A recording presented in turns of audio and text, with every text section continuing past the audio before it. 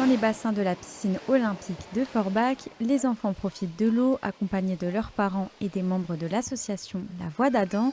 Pour certaines familles, une sortie à la piscine peut pourtant être difficile à envisager seule.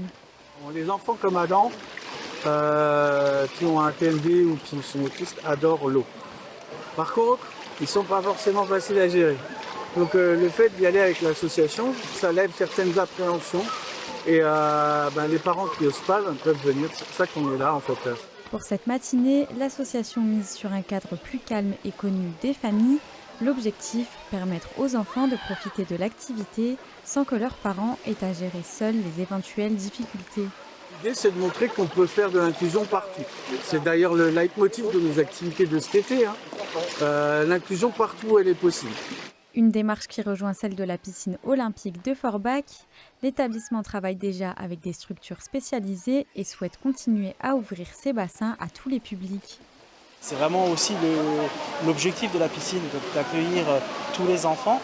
Et on ne va pas laisser un petit handicap ou un gros handicap, ne pas les laisser venir à la piscine.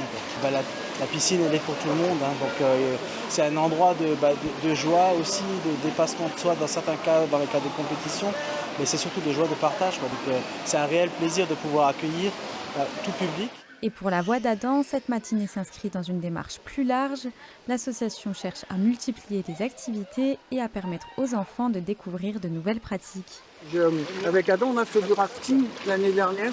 Cette année, avec un groupe, on a fait du kayak avec 5 enfants qui, pour la première fois de leur vie, ont fait du kayak.